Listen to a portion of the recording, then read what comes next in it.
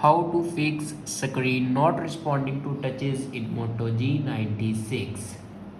So let's start the video. First of all, remove your screen protector and update a new one protector.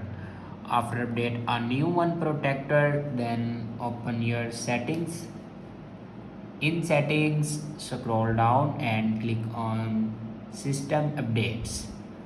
Now here you can check your latest version will be updated or not. If it doesn't update to latest version, then update it to latest version. After update a latest version, then go back to your home screen and restart your device.